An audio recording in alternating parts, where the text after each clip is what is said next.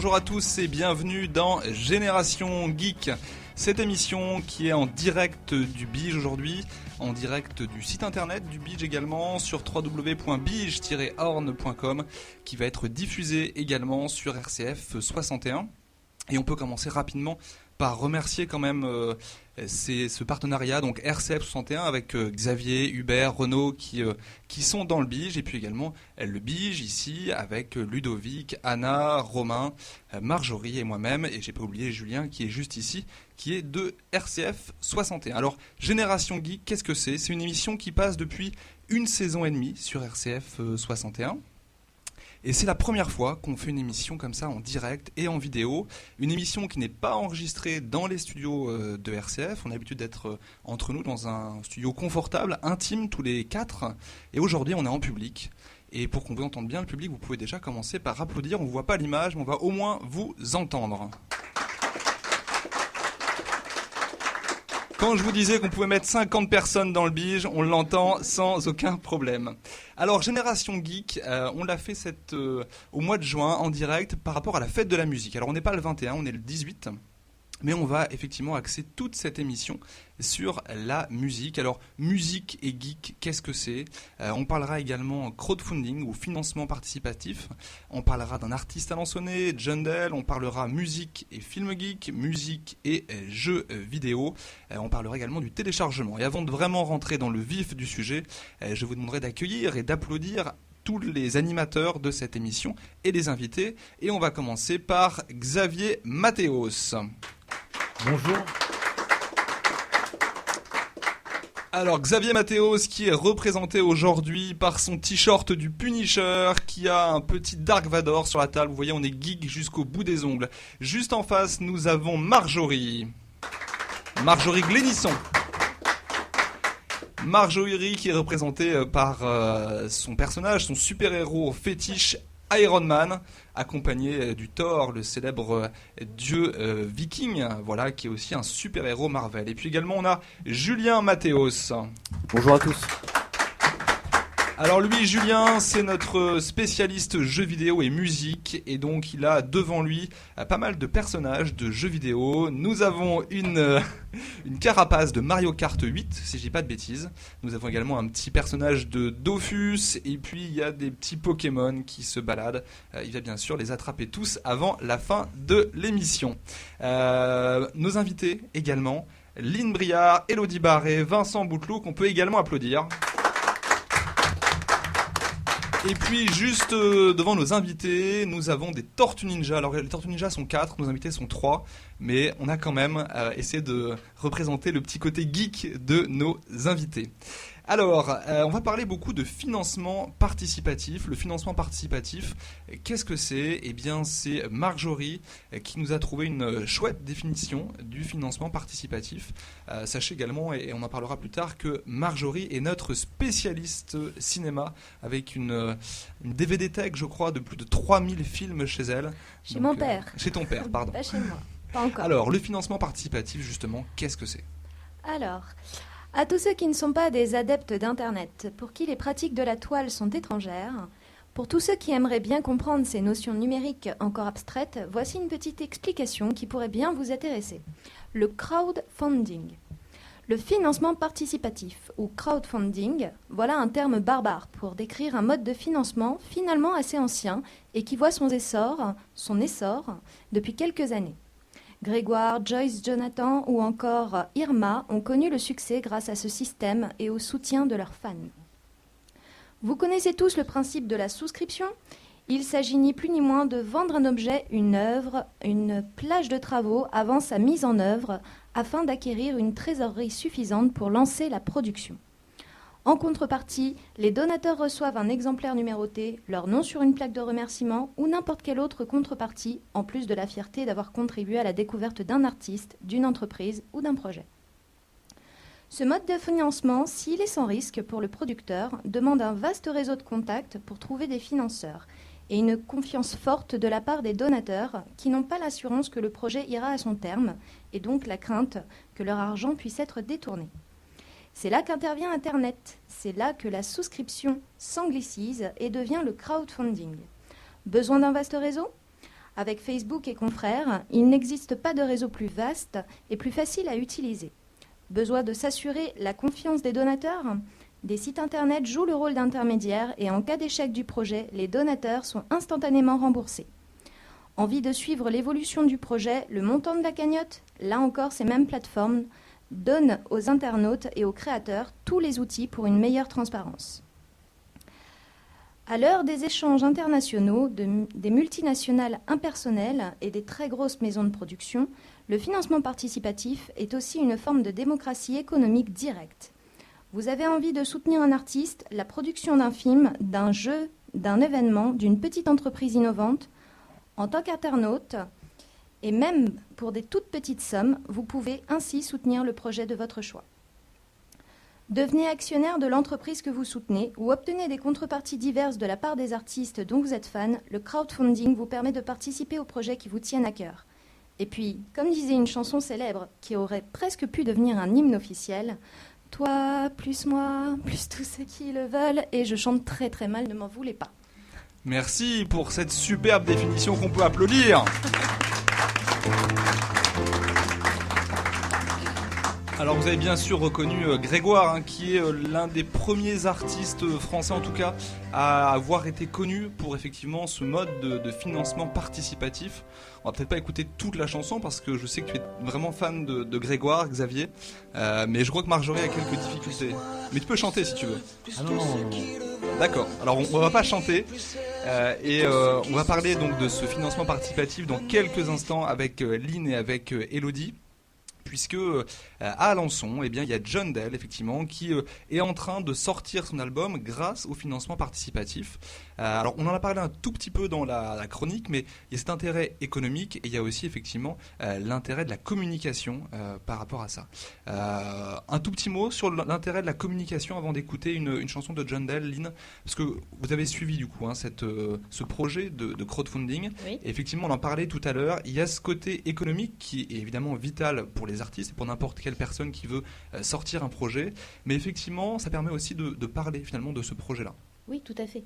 Hein, c'est ce qui s'est passé un petit peu pour John Dell. Nous, au départ, on n'avait pas conscience de ça, mais il faut savoir que sur une plateforme comme KissKissBankBank, beaucoup de professionnels de la musique regardent les projets et s'ils ont effectivement un coup de cœur, vont pouvoir contacter l'artiste et donner peut-être une dimension un peu plus professionnelle au projet de base. Donc c'est ce qui s'est passé pour John Dell. Donc c'est vrai que c'est un endroit où on repère assez facilement les artistes.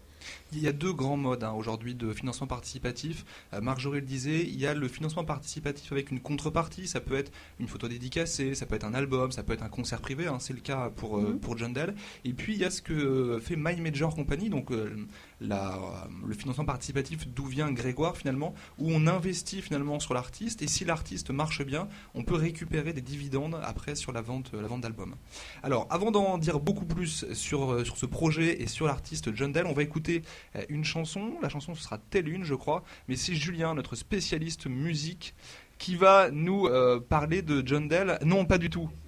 C'est moi qui les fiche. Non, mais c'est pas du tout moi qui les fiche, c'est Xavier. Ça, je suis tellement habitué à ce que Julien lance les artistes en début d'émission.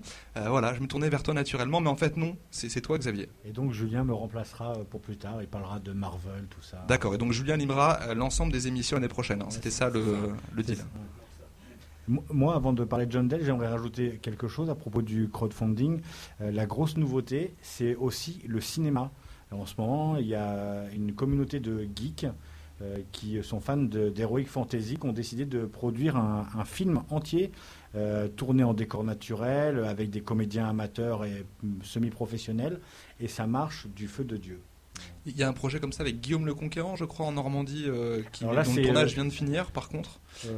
Il me semble qu'il était en partie crowdfundé, mais on vérifiera. Là, c'est vraiment Heroic Fantasy, c'est Le Seigneur des Anneaux. C'est le film avec Peter Dinklage, du coup, non ? Ok, c'est pas grave. On vérifiera toutes ces infos infos à la pause. Parce qu'on a un petit peu de culture geek, mais il y a tellement d'univers geek qu'on peut pas tout connaître sur tout. Xavier ? John Dell. Alors avec une simplicité déconcertante, où s'exprime un naturel à fleur de peau, l'Alençonné John Dell, alias John le Rock, se distingue d'entrée de jeu par son timbre de voix et son jeu de guitare acoustique unique.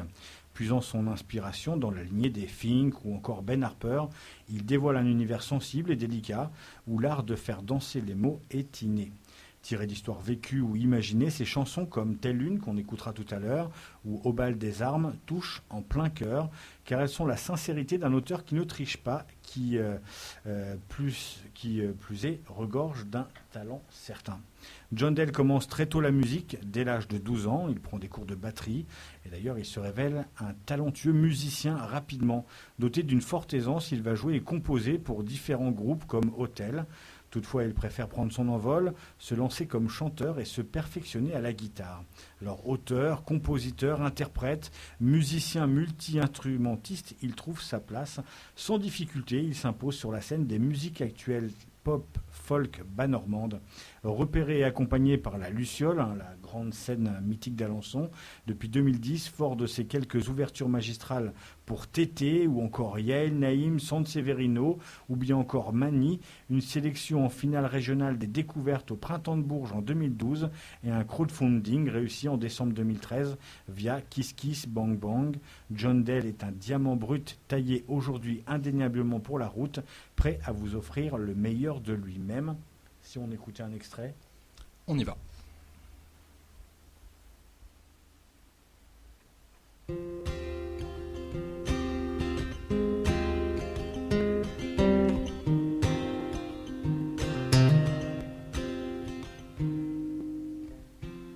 Telle une fleur qui n'ose pas pousser le long des berges dorées, moi je viens juste t'arroser de mes idées, de mes baisers. Si tu penses avoir besoin de moi pour guider chacun de tes pas, et juste un peu confiance en toi et tes pétales, tu les verras. Va franchir les arcs-en-ciel, surmonte les monts et merveilles. Tu es la femme qui me rappelle que la jouissance est éternelle. Tu as de l'or entre les mains, fais-toi le plus beau des chemins. La rose des vents te va si bien, cherche pas le nord, suis ton destin de toi. Tu brilles comme ça, tu n'as pas besoin de moi. Mais pousse donc ma jolie fleur, enivre-moi de ton odeur. Et moi, je suis juste là, tu es mon amour, crois-moi. Sous ta licorne à peine blanche, défie le vent, dévie le temps.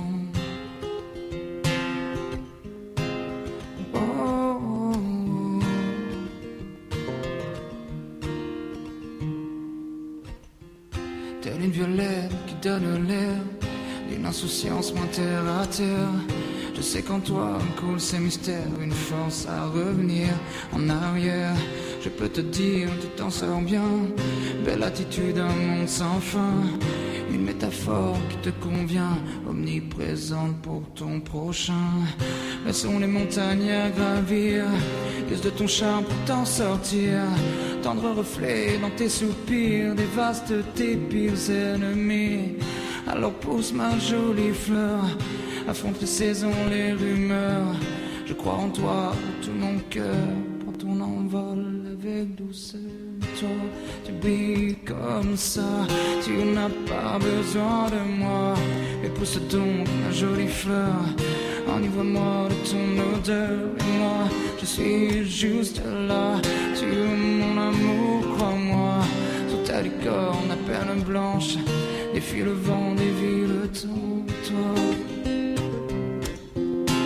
Tu brilles comme ça, tu n'as pas besoin de moi. Et moi, je suis juste là, tu es mon amour, crois-moi. Oh, mais toi,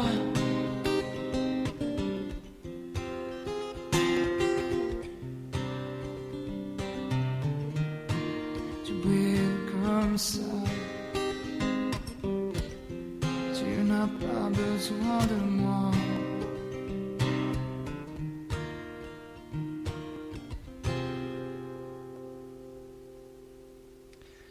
John Dell dans Génération Geek, cette émission diffusée aujourd'hui en streaming depuis le site internet du Bige, www.bige-horn.com, diffusée également sur RCF 61, et puis vous la retrouverez en podcast sur YouTube bientôt. J'espère que vous serez des centaines, voire des milliers, voire des dizaines de milliers à regarder et à partager cette émission. Vous pouvez nous envoyer tous vos commentaires, tous vos likes, tous vos tweets. Xavier y répondra avec grand plaisir. T'as une stagiaire pour ça, je crois. Alors déjà, c'est pas ma stagiaire, c'est une stagiaire. Elle est déjà en train, effectivement, juste derrière nous, de gérer les questions qui nous sont posées sur Internet. Et s'il y a un petit papier qui arrive pendant l'émission, eh bien, ce sera juste Cécile qui nous transmet les informations dont nous avons besoin pour poursuivre cette émission. Une des informations essentielles, c'est ce qu'on fait après. Et ce qu'on fait après, c'est une interview d'Élodie Barré, qui est la bookeuse de John Dell, qui va pouvoir nous en dire beaucoup plus sur cet artiste. Et bien sûr, c'est toi, Xavier, qui te charge de cette interview. Moi, j'aurais aimé savoir, ça consiste en quoi être bookeuse d'un artiste, déjà? Eh ben, en fait, je recherche ses dates de concert. Je diffuse sur son site Facebook toutes les dates de concert, les photos, toutes les actualités en cours. Et puis la prise de rendez-vous, c'est assez varié en fait. C'est comme une manageuse ou Non. Pas tout à fait. Il y a moins de travail, moins de responsabilité, on va dire. Alors, est-ce que vous pouvez nous parler vous êtes là pour nous parler de John Dell, donc est-ce que vous pouvez nous parler de son parcours personnel et de son univers musical? Oui. Comme vous avez pu dire dans la biographie, en fait, il a commencé très tôt la musique. À l'âge de 12 ans, il a commencé comme batteur. Et il a tout de suite su qu'il était fait pour être musicien. Et donc, il a pu travailler avec de nombreux artistes. Et du coup, à l'âge de 22-23 ans, il a décidé d'être chanteur, en fait. Et donc, il a commencé à écrire ses textes. Il s'est mis à la guitare et au fil du temps à d'autres instruments. Et donc, depuis 2008, il cherche du coup à percer. Et, il travaille pour y arriver. Alors, est-ce qu'on sait pourquoi ce choix du crowdfunding? Pourquoi il a choisi... On a un gros problème dans l'émission avec l'anglais, il faut bien le dire. C'est-à-dire que Julien nous fait travailler depuis une saison et demie en nous balançant exclusivement des artistes ou des chansons et titres de chansons en anglais. Et à chaque fois, c'est une énorme galère pour nous d'arriver à donner le bon titre avec nos accents qui sont pas très bons, on va le dire tout simplement. Pas anglo-saxon. C'est pour ça que moi je dis financement participatif, c'est plus long à dire, mais c'est beaucoup plus facile. Non, mais il a fallu faire un choix à un moment donné. Et pourquoi donc le financement participatif? Tu vois, ça passe plutôt mieux. Que démarcher une maison de disques avec une maquette faite à la maison. En fait, avec la Luciole, c'est la Luciole qui lui avait conseillé de faire un financement participatif. Et entre deux, il y a eu donc Lynn Briard qui l'a appelé du coup pour lui parler du financement participatif. Et du coup, on s'est mis d'accord tous ensemble pour l'inscrire sur le site KissKissBankBank. Et donc, l'aventure a commencé au mois de septembre jusqu'au mois de décembre. C'est une vraie difficulté aujourd'hui pour les artistes d'arriver à être repérés par des producteurs, des maisons de disques. Oui. Il y a tellement de monde sur le marché qui démarche et tellement de monde aussi qui ont du talent. Donc, c'est assez compliqué, ouais. Alors c'est vrai qu'on l'a entendu dans la bio, il y a quand même des découvertes, un prix printemps de Bourges. Ouais, Bourges, ça, c'est pas rien, c'est quand même des titres, on va dire entre guillemets un peu prestigieux, et on voit bien que c'est peut-être pas encore suffisant aujourd'hui pour arriver à sortir un album et à être produit de manière simple, quoi. Ouais. Peut-être moi, d'autres questions sur l'enregistrement. Il a un frère, John, qui joue du didgeridoo normalement. Oui, il a un petit frère, ouais. Un petit frère, ouais. Mathias. Non, c'est son cousin. Ah, Mathias. C'est son cousin. Oui. Alors, ce qu'on va faire, je sais pas ce que vous en pensez, je sais pas ce que tu en penses, Marjorie, et toi, Julien. On va les laisser prendre un café après pour parler de la famille, tout ça. Non, mais il y avait peut-être quelque chose, parce que Mathias, ça fait longtemps qu'il fait. C'est dans la famille, en fait, c'est ça la question. C'est dans la famille, la musique. Ouais. Oui, voilà, c'est ça. C'est une famille. Ils jouent tous d'un instrument et ils ont tous du talent. Effectivement. Moi, je connais Mathias et il avait beaucoup de talent pour plein de choses. Est-ce que vous pouvez nous dire comment ça se passe, l'enregistrement en ce moment? Vous avez des retombées, des nouvelles? Oui, donc là, il est rentré lundi en studio à Versailles. Et il va enregistrer dans un premier temps donc un EP de 5 titres qui servira donc à démarcher les maisons de disques et les radios nationales. Et suite donc du coup à son crowdfunding, il y a des professionnels qui l'ont lancé, dont le studio d'enregistrement où il est en ce moment, et aussi une maison d'édition qui va lui permettre donc du coup de lui dédier un manager. Donc en ce moment, il y a un contrat qui est en cours de signature et donc il y a vraiment beaucoup de travail les mois à venir.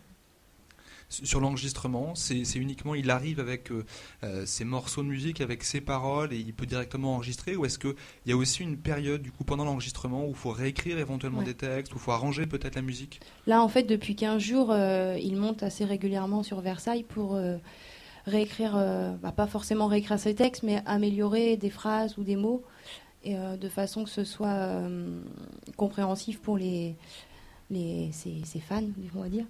Et donc du coup, il y a une partie où il faut réenregistrer une partie les de la musiques, musique voilà. également réarrangée, Réarrangée, également au niveau de la musique. Il n'y a pas un côté un peu frustrant d'avoir passé beaucoup de temps sur des chansons et de se voir être obligé de changer certaines choses parce qu'un manager vous dit que lui, il sait qu'après tout, s'il veut que ça marche, il faut faire comme lui dit ou... Non, il ne le prend pas comme ça, bien au contraire. Ouais.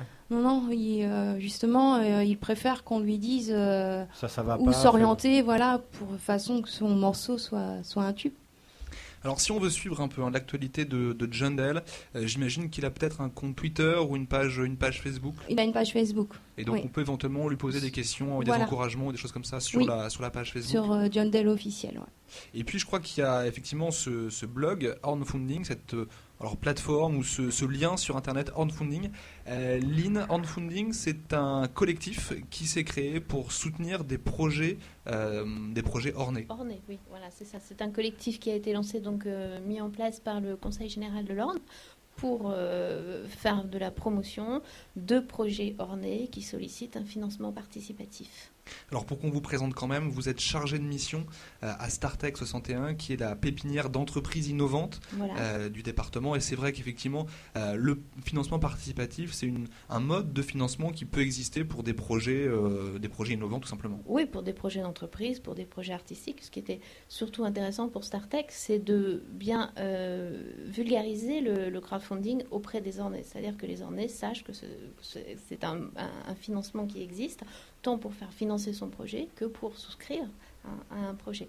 Donc voilà le but essentiel de crowdfunding. Alors le crowdfunding n'est pas une plateforme directement de financement participatif. Elle s'appuie notamment, alors pour le projet Jundell, sur une plateforme connue qui est KissKissBankBank. Voilà. Il y a d'autres plateformes, il y a Ulule, il y a Kickstarter, il y a My Major Company, enfin, il y a beaucoup de plateformes. Est-ce que c'est exclusivement avec KissKissBankBank ou est-ce que c'est finalement en fonction du projet que la plateforme sur laquelle on met de l'argent quelque part peut changer? De toute façon, oui, parce qu'en fonction du projet, KissKissBankBank, c'est plutôt les projets culturels, les projets artistiques. Les fondateurs de KissKissBankBank ont un autre site qui s'appelle Hello Merci, alors là qui est plutôt pour financer du projet, pas d'entreprise, mais du projet, on va dire, individuel. Donc oui, forcément, on adaptera le choix de la plateforme par rapport au projet. Néanmoins, bon, KissKissBankBank, le choix a été un petit peu dû au hasard. Et ça s'est très très bien passé avec eux. Vincent Ricordo nous a fait l'honneur de venir lors du lancement du crowdfunding de Jundell. Donc voilà, a priori, quand ça se passe bien avec un partenaire, sans qu'il y ait une contractualisation, on continue. Est-ce qu'il y a d'autres projets qui sont dans les tuyaux? Si un orné qui nous écoute a un projet, a une envie de quelque chose, est-ce qu'il peut contacter cette plateforme? Est-ce qu'il peut contacter Startech? Oui, Startech 61. Et puis on écoutera son projet et on verra comment on peut le mettre en place. Ce que ça implique pour lui, parce qu'attention, il faut relativiser aussi le crowdfunding. Il faut dire aux gens que c'est quand même beaucoup de travail. Vincent Ricordo l'avait dit quand il était venu chez Startech 61, faire un crowdfunding, c'est un emploi à temps complet. Hein. Si on veut que ça marche, c'est pas le tout de rester, d'attendre que ça tombe. Ça tombera pas. Donc c'est beaucoup de démarches, beaucoup d'emailing, beaucoup de coups de téléphone aussi. Voilà. Donc c'est vraiment un travail de communication à temps complet. Voilà. Donc il faut que la personne soit bien consciente de ça. Et puis après que son projet aussi, parce que là encore, hein, un artiste qui par exemple qui rate un crowdfunding pour sa carrière, c'est pas très bon. Une entreprise qui rate un crowdfunding vis-à-vis de ses banquiers ou vis-à-vis de ses investisseurs qu'elle peut déjà avoir, c'est pas très bon. Donc il faut vraiment faire attention que la personne soit déjà bien motivée, que la personne et que le projet soit vraiment bien avancé aussi, pour justement pas mettre en péril à la fois la personne et son projet. Parce que du coup, c'est un élément de communication qui est fort, qui demande beaucoup de travail. Oui. Mais effectivement, il y a une date limite en général sur les financements participatifs. Voilà. Et si au bout de la date limite, le financement complet qui est demandé n'est pas arrivé, tout est perdu. On perd. Enfin, à certaines plateformes américaines, non, vous conservez l'existant. Mais sur les plateformes françaises, en tout cas, tout est perdu. Donc c'est effectivement un stop qui est mis sur un projet et un échec pour un projet qui est assez donc important. L'artiste reste quand même, puisqu'on l'a vu, hein, les professionnels de la musique sont souvent sur toutes les plateformes. L'artiste se met un petit peu en danger quand il sollicite un crowdfunding. Donc il faut vraiment que la personne soit bien motivée, bien prête pour aller jusqu'au bout du projet et le réussir. Alors pour rester un peu dans l'univers geek et le financement participatif, il y a l'Oculus Rift qui a été lancé comme ça, je crois, en financement participatif. C'est un des projets qui a les mieux marché sur ce mode-là, puisque aujourd'hui, alors l'Oculus Rift, si on vous donne un petit peu le détail de ce que c'est une espèce de lunette qui permet effectivement de visionner un environnement complètement en 3D. C'est comme si on avait deux écrans de télé collés sur les yeux, et quand on bouge la tête, eh bien, on bouge dans l'univers. Donc ça, forcément, les geeks, les amateurs de jeux vidéo, et c'est pour ça que je me tourne vers toi, Julien, adorent ce genre de joujou, et ça marche extrêmement bien. Aujourd'hui, je crois que ça a été racheté par Facebook pour plus d'1 milliard de dollars. Alors après, je pense que ça peut être effectivement une grosse avancée pour le jeu vidéo. On verra comment c'est utilisé par les plateformes à venir, mais je pense que ça va être une très bonne avancée. Et puis il y a aussi des jeux vidéo effectivement qui sont lancés par ce mode de financement participatif. Alors on va continuer à parler de musique. Pardon, je t'avais pas vu, Xavier. Alors ce qui marche très très bien aussi dans l'univers des geeks, c'est tout ce qui touche les jeux de plateau et les jeux de rôle. Le dernier en date, c'est Les Lames du Cardinal, tiré de l'œuvre de Pierre Pével, dont on n'arrête pas de parler au cours de cette saison, puisque c'est un livre qui a super bien marché dans le monde entier, traduit en je ne sais pas combien de langues, récompensé par je ne sais pas combien de prix. Et en fait, il a réussi à avoir une communauté autour de lui et de ce livre. Ils ont décidé de monter un jeu de rôle et ça a super bien marché. Renseignez-vous, non seulement c'est un jeu de rôle et il faut être un peu initié, mais en plus c'est un superbe objet avec plein de ce qu'on appelle de goodies autour, voilà. Mais le jeu, en tout cas, moi qui suis un joueur de plateau et jeu de rôle, tous les jeux qui marchent en ce moment, ils passent par le crowdfunding.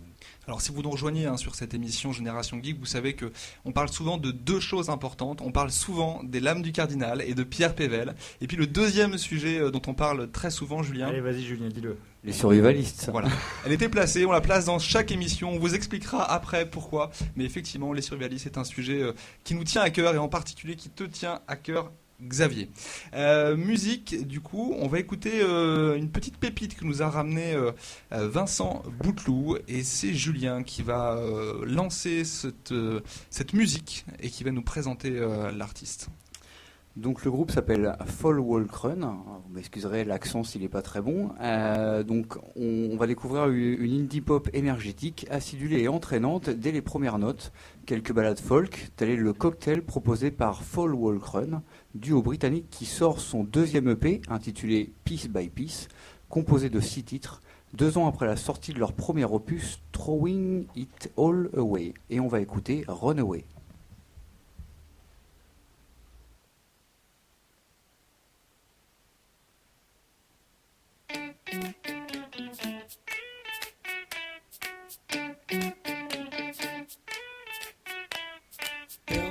Construction, a love learning fairy tale, caused by ignition, led by a paper trail. Oh, this is a crowded world.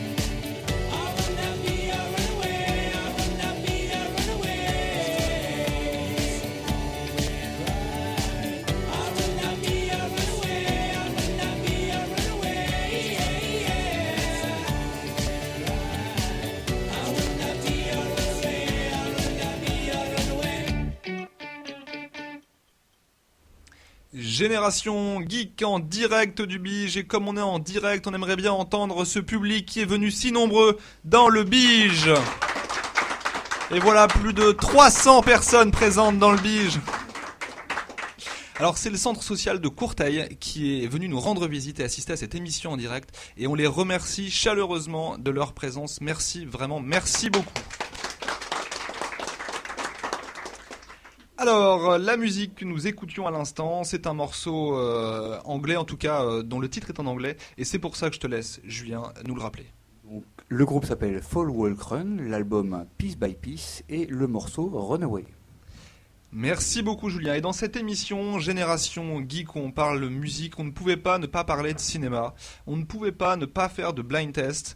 Et je propose pour cette partie de l'émission, qui est le milieu de l'émission, qu'on joue un peu tous ensemble. Alors vous aussi, chers invités, vous avez bien sûr le droit de jouer, vous avez le micro qui est juste là. Nous on a des petits buzzers, et je vais même vous laisser un buzzer. Comme ça on va se partager les buzzers. Et puis effectivement c'est le premier qui trouve la musique qui buzz. Alors dans l'ordre, c'est d'abord on buzz et après on dit l'artiste. Sinon ça va être n'importe quoi. Au niveau des replays, ça va être compliqué de caler et de savoir qui a démarré en premier. Bien sûr, nous avons Xavier qui va lancer les musiques, mais les musiques sont numérotées, il ne les connaît pas, il ne pourra pas tricher, puisque même si c'est Xavier qui lance les musiques, celui qui a conçu ce blind test, c'est notre spécialiste à nous, c'est Julien. Exactement, et du coup j'ai choisi des génériques de films et de séries plus ou moins geeks ou plus ou moins connus. Un dessin animé s'est glissé dans la liste si vous arrivez à le retrouver. Bon courage. Premier morceau. Alors le public a le droit de participer également. Vous avez le droit de crier très fort le nom de la chanson que vous entendez pour nous aider. Vas-y. Suspense.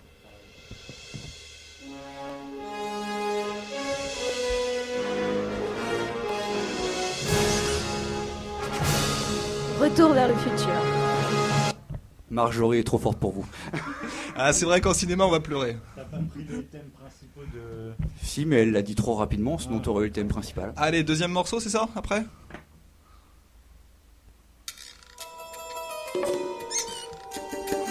Il est ridicule ton buzzer. Dexter. Alors, Xavier. je veux juste préciser que Xavier n'est pas un fan absolu de Dexter. C'est juste que sur cette piste-là, le nom s'est également affiché sur l'écran. C'est la seule qui est affichée, Même on n'a moi, pas pu je l'ai l'enlever. vu. C'est la seule qui était affichée. Ouais, mais Tricheur. Il ose J'avais pas fait tricher le rapport. et il ose dire qu'il n'a pas fait le rapport entre Dexter et Dexter. Bravo. Je suis Bravo. fan de Mais je sais que t'es fan de Dexter en plus.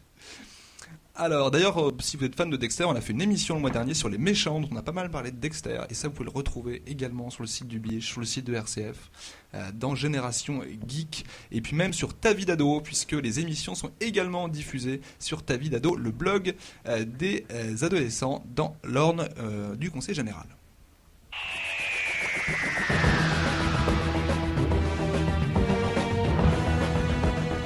C'est super dur, je Dans le public, la bonne réponse, c'est quoi ? Un indice, c'est une série.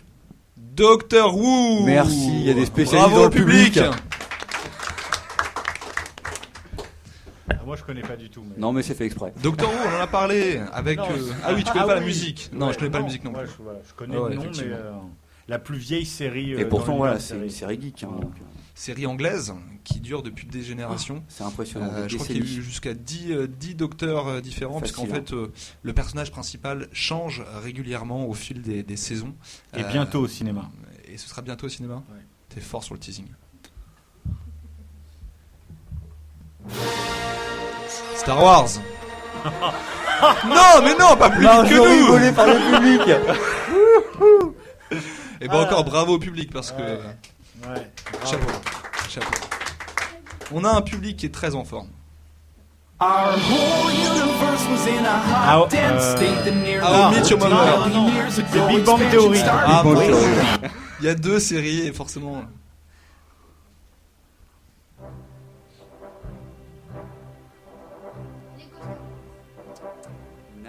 Alors on avait dans le public une réponse Lego Star Wars, c'est pas ça, c'est Indiana Jones. voilà Marjorie qui ne laisse même pas répondre le public puisque la réponse était donnée par Lynn juste avant. Voilà, on pourra lancer le replay beaucoup plus tard et vous le verrez. C'est Lynn qui a donné en premier Indiana Jones.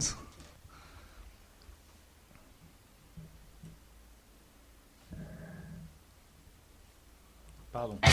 Ma préférée. Celui qui le trouve.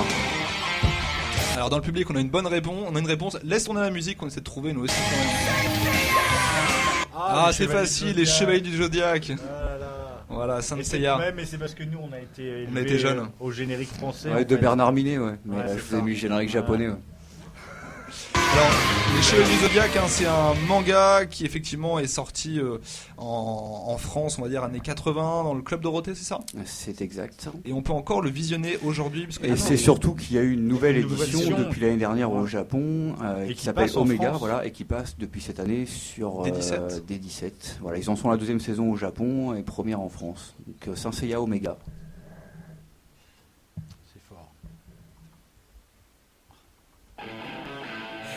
Alors, nous, Iron Man.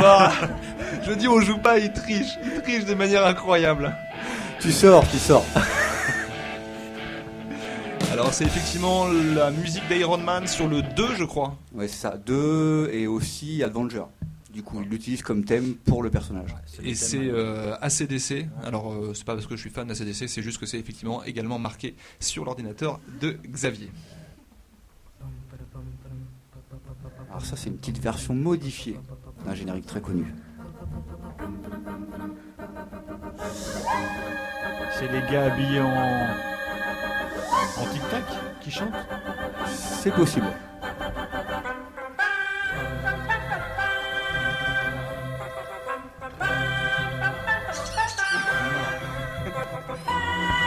Superman. Oui. Pas facile. Elle était pas facile celle-là. Les Voca People. Merci au directeur du Biche qui a aussi une culture geek. Alors c'est quoi l'artiste du coup ? Les Voca People. Les Voca People ? Ouais. Mais si, les petits. D'accord, ok. On pourra regarder tout ça. Mentos. C'est ça, ce qu'on peut pas dire à une seule marque. On est obligé de faire de la pub. Hollywood, tout ça. Oh, là on joue pas. Ok, tu joues pas. On va laisser nos invités jouer. Alors le public. La Marjorie, tu le sais là. Là tu le sais. Et dans le public, on a Ludovic qui tient la caméra aujourd'hui, qui le sait. Ludovic, on t'écoute ? Le Seigneur des Anneaux, nous répond Ludovic. C'est le thème principal. C'est un des thèmes principaux, ouais. Oui, parce qu'en fait, comme dans Star Wars, il y a des thèmes par...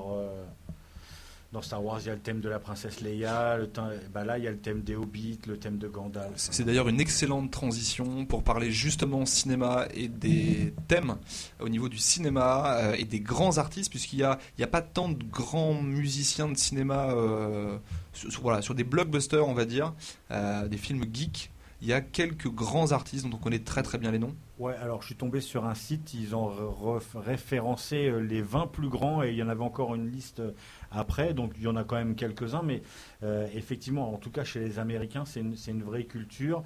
Et si je vous dis John Williams, normalement, Marjorie, ça veut dire quelque chose, c'est vraiment le compositeur de Star Wars, mais non seulement Star Wars, mais plein d'autres choses, puisqu'il est le compositeur attitré de Steven Spielberg et de George Lucas.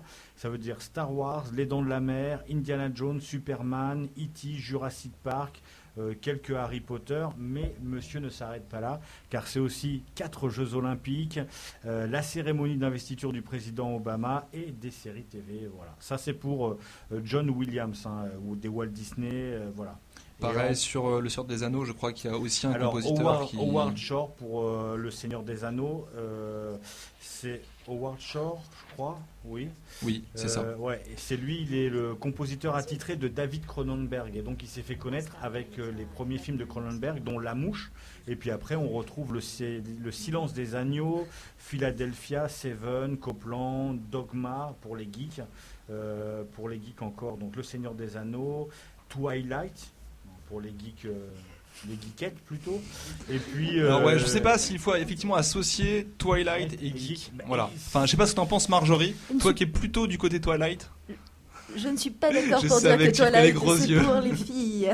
Je ne suis pas d'accord. Non, il y a aussi des gars Marjorie, qui elle aiment est fan Twilight, c'est de juste- Robocop quand même. C'est juste pour que vous puissiez situer.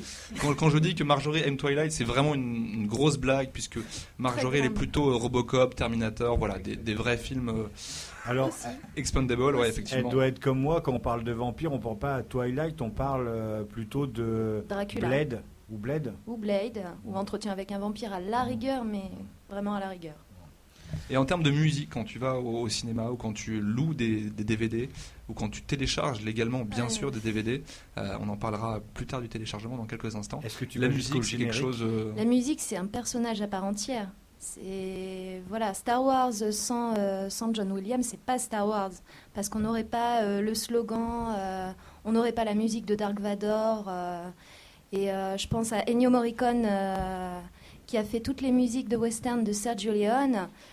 Sergio Leone disait lui-même que sa musique, ça remplaçait les dialogues en fait. Que Ennio Morricone n'était pas son compositeur mais son scénariste. Pourquoi ? Parce que les dialogues étaient un peu foireux Non, pas du tout, parce qu'il préférait remplacer de la bonne musique. par des mauvais dialogues.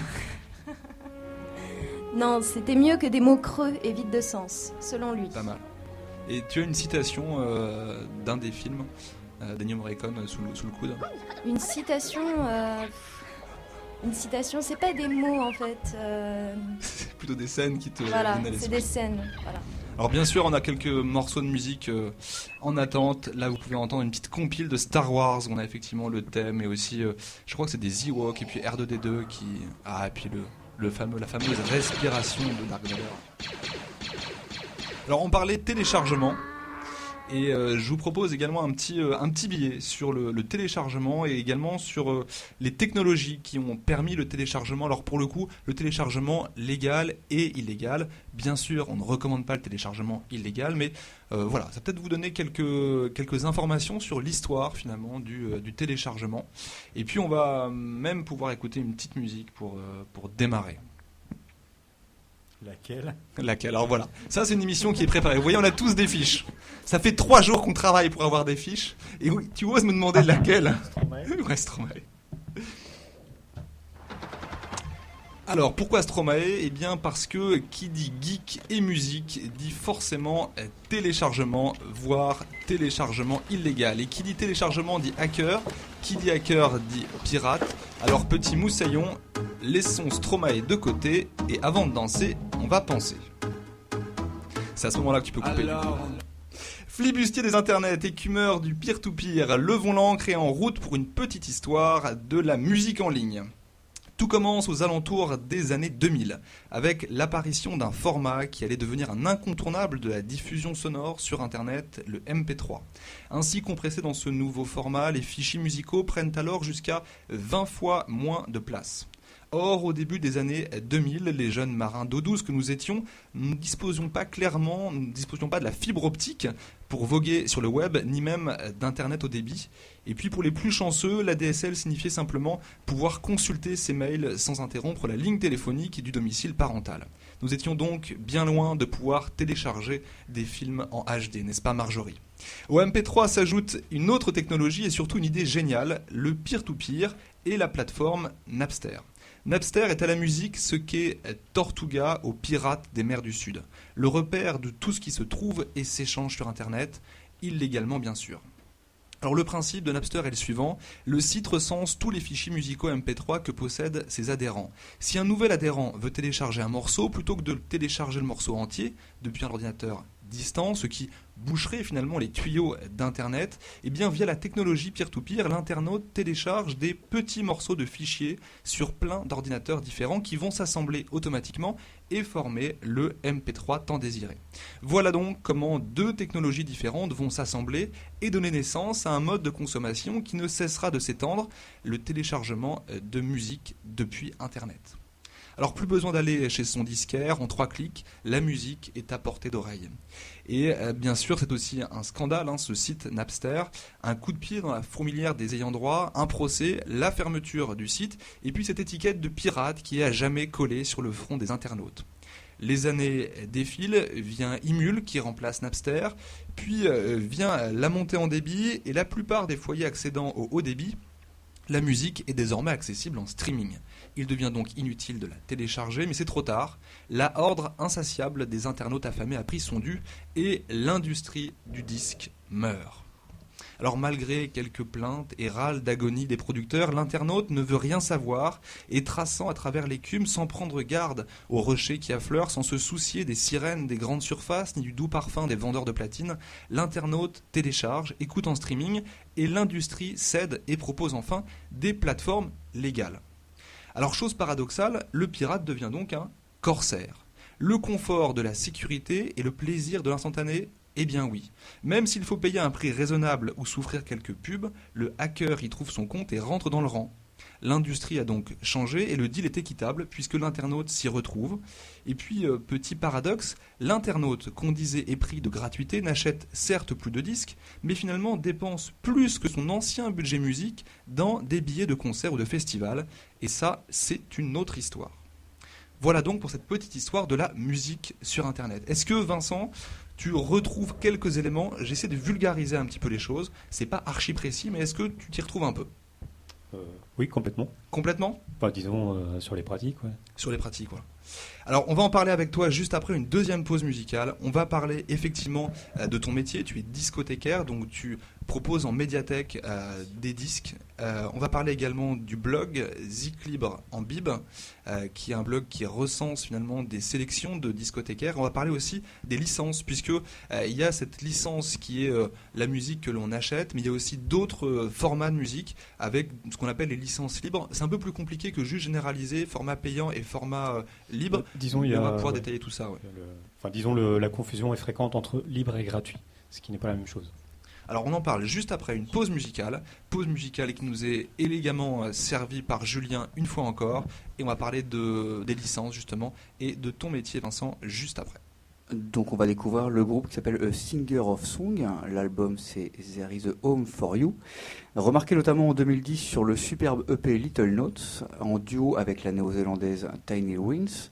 A Singer of Song revient cette année avec son 3e EP. Enregistrant ses morceaux à la maison, ce troubadour belge vivant à Barcelone use de sa voix magnétique, d'arrangements subtils, d'ambiances intenses et de mélodies envoûtantes pour nous offrir un album touché par la grâce, une folk gracile qui nous emmène et nous laisse sans voix. Et pour le découvrir, nous allons écouter la chanson Shine.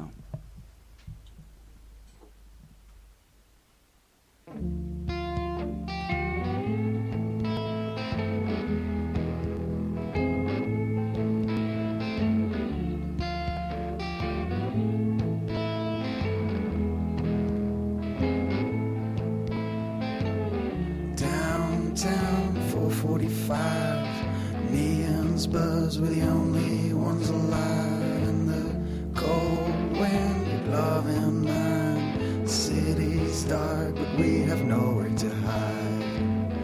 I knew the minute we met, tomorrow we'd find bruises we never knew we had. A quiver before it's gone. Said we're going to heaven, strap a helmet on. Now we have nowhere left to go, and this trail that leads into a bed of snow.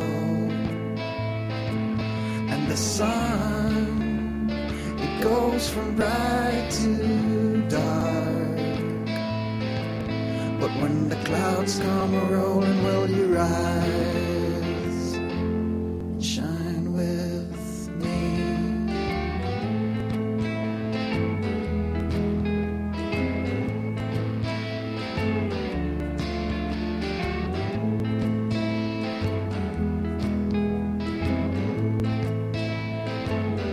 Uptown 615, your skin when you shiver is the best I'll see. There's a spider in all the crack, the shadow of rain ripples on your back. Stories when they're told, when the weight of words is too much to hold, and the window, the world outside, I won't believe in heaven till the day I die. Now we have nowhere left to go, this trail that leads into a bed of snow.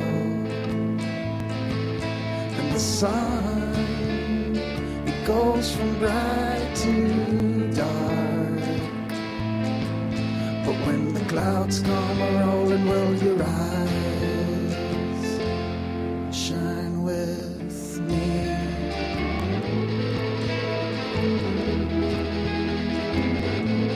Shine with me. Génération Geek en direct du Bige et en public dans ce Bige qui est si bien rempli de public qu'on peut écouter dès maintenant applaudir.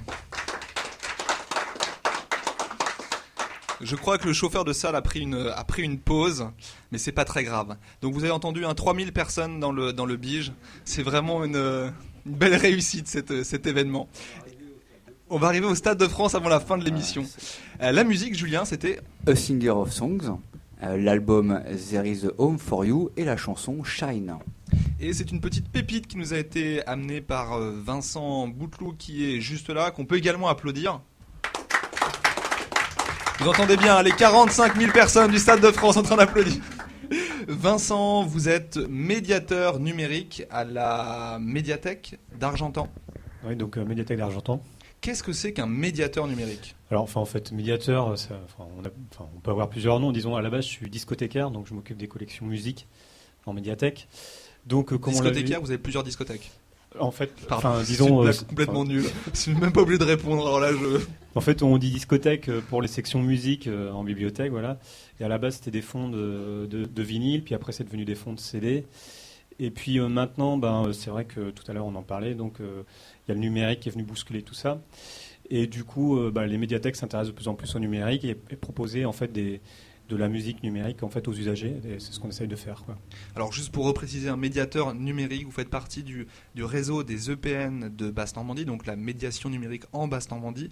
Je précise que le Bige en fait également partie, puisqu'il y a 2 ou 3 animateurs numériques ou médiateurs numériques au Bige, qu'on propose également des ateliers informatiques, et puis plein d'autres petites choses qui sont liées comme ça au numérique. Et cette émission, Génération Geek, en fait partie. C'est une façon de promouvoir quelque part le numérique, de le vulgariser, et puis de voir que c'est quelque chose qui n'est pas forcément triste, au contraire, ou qui peut être difficile à comprendre pour des gens qui ne sont pas initiés. C'est quelque chose de plutôt sympa. On s'amuse bien dans cette émission, et c'est ce qu'on essaie de vous faire passer également. Alors, le blog Zik Libre en Bib, on va l'avoir à l'écran tout de suite. Est-ce que vous pouvez nous dire un mot sur ce blog, comment il a été créé, comment il est animé, qui s'en occupe ? Donc c'est un blog en fait qu'on a créé avec Antoine Viry qui travaille à la médiathèque de Passé à côté de Rennes, et donc il s'intéressait aussi et proposait des sélections de musique libre sur CDR, donc CD gravé, parce que c'est des licences donc type Creative Commons qui permettent en fait la libre dissémination des créations en fait, de la musique. Et du coup en fait on a décidé de monter un blog interbibliothèque, c'est-à-dire en invitant les collègues qui s'intéressaient aux musiques libres à nous rejoindre. Donc on l'a lancé il y a 2 ans, en janvier 2012. Donc il compte à peu près une vingtaine de professionnels en fait, dont 13 très réguliers qui proposent des chroniques en fait. Donc il y a 4 chroniques de proposées par semaine, de groupes internationaux, ça va de l'Asie à l'Amérique du Sud, en passant par l'Europe. D'artistes qui ont choisi les Creative Commons pour leur création, quoi.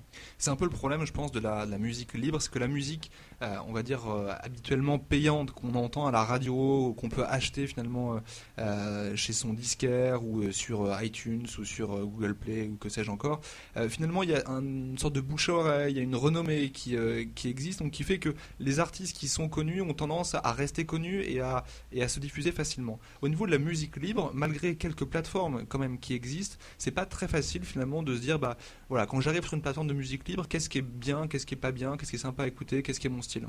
C'est un peu l'intérêt de ce blog, j'imagine. Oui, voilà, en fait, il y a beaucoup de choses en musique libre, et disons, c'est tout un pan de création musicale qui n'est pas très médiatisé, et le but c'était de le médiatiser dans les médiathèques, quoi, avec des très bons artistes, quoi, des albums vraiment très bien, mais qui passent pas par les canaux traditionnels de diffusion, et donc qui sont pas très connus, et donc nous on cherche à mettre les projecteurs un petit peu sur ces créations-là, quoi. Vas-y, pardon. Est-ce qu'il peut y y avoir le chemin qui fait qu'en fait, en passant par ce site-là, les artistes peuvent devenir reconnus au final. Est-ce qu'ils recherchent ça aussi? Oui, ils recherchent ça. Après, il y a une partie de ces musiciens-là qui vivent pas de leur musique. Donc voilà, les enjeux sont peut-être moins grands pour eux, quoi. Après, il y a quand même des professionnels aussi qui font ce choix-là. Et on sait très bien maintenant que de toute façon, le disque, qu'on permet difficilement aux artistes de vivre. Et donc, c'est la scène, quoi. Et donc, c'est un moyen pour eux de se diffuser via Internet plus facilement, plus librement, en fait, pour après, aussi trouver des dates et puis tourner plus facilement, quoi. Sur les licences libres, avant de faire le petit portrait chinois geek, quelles sont justement les différentes licences qui existent? Parce que il n'y a pas, on le disait tout à l'heure, un côté gratuit, un côté payant. Il y a différents types de licences. Alors, sans entrer dans les détails, parce que les détails peuvent être parfois très compliqués, mais schématiquement. Alors déjà, oui, il y a souvent la confusion qui est faite entre libre et gratuit. Donc libre n'est pas forcément gratuit, pardon. C'est-à-dire que en fait, l'internaute va acheter l'album et après il va pouvoir le copier, le diffuser partout. Mais le premier accès sera payant, quoi. Après, la copie est libre. Donc voilà, donc libre n'est pas forcément gratuit. Sur les licences, en fait, il y a différentes licences. Enfin, c'est des différentes clauses qui existent. Donc il y a la première clause qui demande à ce que l'artiste, l'auteur soit cité. Le créateur soit cité. Après, ce qu'on retrouve le plus souvent, c'est pas d'utilisation commerciale. Donc quelqu'un qui veut faire une utilisation commerciale, par exemple, passer ça dans son magasin, ce sera pas possible, sauf un accord de l'artiste, quoi. Et puis la dernière clause souvent qu'on retrouve, c'est pas de dérivé, c'est-à-dire pas de remix, pas de déformation de l'œuvre initiale, ou au contraire, remix ou déformation de l'œuvre initiale, mais sous les mêmes conditions, c'est-à-dire les mêmes clauses de licence libre. Alors, ces licences libres-là qui existent pour la musique existent pour beaucoup d'autres choses. Par exemple, Wikipédia, effectivement, un exemple de licence. Alors, c'est les fameuses licences Creative Commons. Alors, sur Wikipédia, alors je n'ai pas la licence en tête, mais c'est pareil. Il faut parfois citer la source, on peut ou pas le déformer, etc. Mais il y a beaucoup d'autres modes, effectivement, hors la musique, qui utilisent ces licences libres-là. Et c'est effectivement un vecteur de diffusion sur Internet qui est plutôt intéressant. Peut-être pas assez connu, pas assez utilisé. Ouais. Donc, Antoine Viry, là, qui a monté ce blog avec moi, en fait, tient un blog qui s'appelle adiffuser.net, et justement où il s'est intéressé sur tous les contenus en création sous Creative Commons. Donc il y avait aussi les images, les vidéos, etc., quoi. Mais en fait, c'est quand même sur la musique qu'on retrouve beaucoup de choses, plus que l'image ou les films, par exemple. Allez, un petit portrait chinois geek qui vous est proposé par Marjorie. Alors le principe du portrait chinois, vous le connaissez. Si vous étiez un meuble, vous seriez. Si vous étiez un livre, vous seriez. Si vous étiez une voiture, vous seriez. Évidemment, on l'a adapté, Marjorie l'a adapté à la sauce geek. Le portrait chinois, c'est plus si tu étais une couleur, une plante. Les Chinois, ils sont plus spirituels que si tu étais un meuble, quoi. C'est vrai que les Chinois sont plus spirituels que nous, je reconnais. Mais là, pour le coup, on va être plus geek. Alors, si vous étiez un super-héros, vous seriez qui? Daredevil, c'est pour mes lectures d'enfants. Et si vous étiez un personnage de film de science-fiction? Ou même carrément un film de science-fiction? Moi, je dirais Star Wars. Quel personnage? Même pas un tout petit? Un personnage Chewbacca. D'accord. Si vous étiez un personnage d'Heroic Fantasy? Un hobbit. Il y a quand même une belle différence de taille entre Chewbacca et un hobbit. Hein. Il y a les poils en commun. Il y a les poils aux pieds en commun, effectivement. Et enfin, si vous étiez un personnage de jeu vidéo? Je m'y connais pas tellement en jeux vidéo. Je prendrais Mario. Marjorie nous sert des transitions d'une qualité juste incroyable, puisque la partie suivante de l'émission est justement consacrée à la musique dans les jeux vidéo. Une partie qui vous a été évidemment préparée par Julien, qui est le grand spécialiste parce qu'il me reste des jeux du vidéo. temps, et parce que pour une fois... Bon, il n'y a plus de temps pour toi normalement, mais on va faire un petit effort. Il faut savoir que Julien intervient toujours en fin d'émission sur les jeux vidéo et qu'à peu près 2 fois sur 3, on arrive à 60 minutes et qu'on se dit il n'y a plus de temps, Julien, pour ta chronique, donc on est désolé. Non, du coup, je vais faire assez rapide, mais on sait surtout actuellement l'importance des compositions musicales dans les jeux vidéo. Alors, pas il y a 20 ans parce qu'on était sur des musiques très basiques, voire très linéaires ou binaires, mais ça a beaucoup changé depuis et je voulais citer au moins 2 grands noms. Le premier, c'est Nobuo Uematsu, japonais de son état, compositeur, musicien. Il manie le clavier, l'orgue, le piano, le violon et le banjo. Et il a un genre musical principalement orchestral, mais aussi un petit peu électro, rock symphonique et métal néoclassique, ce qui est assez varié. Julien est mieux en japonais qu'en anglais. C'est vrai. Mais je le travaille. En japonais, t'es assez balèze. Je le travaille. On a un truc à écouter sur cet artiste? Pas du tout. Ça, c'est une émission préparée. On a un Liberi Fatali, voilà. Du coup, tu peux finir la bio parce voilà. que le temps que Xavier trouve. Donc, il a en l'occurrence travaillé C'est pour les chroniques de Final Fantasy, et il a sauvé la boîte Squaresoft qui à l'époque était en train de couler grâce à cette licence de Final Fantasy et grâce à ces musiques qui ont accompagné au moins les 10 premiers jeux de la série. Je l'ai pas pris. Bien joué, champion. Et du coup, il fait aussi partie d'un groupe de métal progressif japonais. Donc, j'en ai pas trouvé, mais je pense que ça vaut le coup. Ça vaudrait le coup de métal voir. progressif japonais, c'est pas mal. Quand même. Ouais. Et ce qu'il faut savoir, c'est que la plupart de ces thèmes ont été repris aussi en piano. Et pour les avoir écoutés, ça vaut vraiment le coup, si on aime le piano, d'y jeter un œil ou une oreille, de préférence. Et le deuxième nom, c'est Koji Kondo, qui est aussi compositeur-musicien japonais et qui a essentiellement travaillé pour la franchise Nintendo. Et c'est lui qui a créé notamment les musiques de Mario et de Zelda. Et puisque Vincent aime Mario, je pense qu'on peut peut-être s'écouter la musique de Mario. Vous connaissez Il l'a pas pris non plus. D'accord, on va écouter la musique de Zelda, c'est pas grave.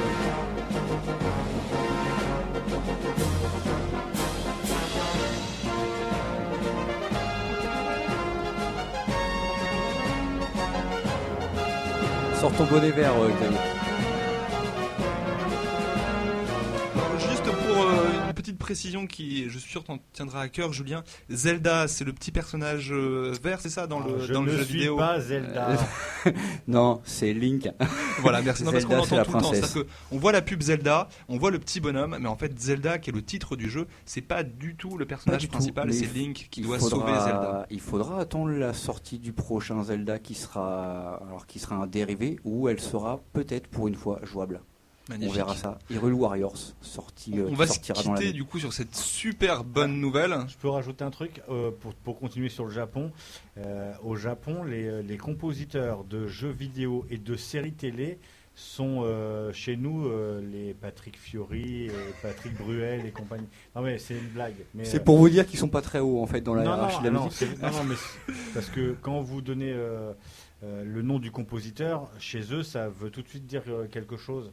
Et les groupes qui participent au générique de jeux vidéo, par exemple, ou de générique de séries, de manga notamment, ils font des carrières phénoménales. C'est-à-dire qu'ils ont leurs fans.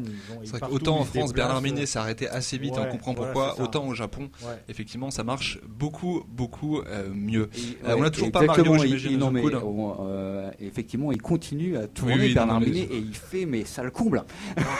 Non, Bernard Minet, il s'est recyclé parce que depuis le week-end dernier, il apparaît dans une série, dans la série AB, Les Secrets de l'amour ou. Franchement, Xavier, merci dans cette émission, on a appris que tu aimais Patrick Fiori, on a appris que tu suivais la carrière de Bernard Minet, on a appris que tu aimais Twilight et tu es abonné à AB Productions. Voilà, je pense qu'il faut arrêter cette émission là, sinon on va savoir des choses horribles sur toi, Xavier. Merci beaucoup à nos invités, on peut les applaudir très très fort. Lynn Briard, Elodie Barré, Vincent Bouteloup. Merci à RCF 61 et au Bige pour cette émission Génération Geek. Merci à Hubert qui est à la technique. On peut également applaudir bien fort. Merci aux 50 000 personnes qui se sont déplacées pour venir nous voir. Merci aux 200 000 personnes présentes dans le Bige, effectivement. Merci aux 3 millions d'internautes. Merci à Romain, Ludovic, Anna également qui sont là. Voilà, merci vraiment à tout le monde. Merci au Centre Social de Courteil d'être venus aussi nombreux assister à cette émission. Et puis on peut lancer le générique et on se dit du coup à l'année prochaine et on se retrouve très bientôt sur les réseaux sociaux. À bientôt.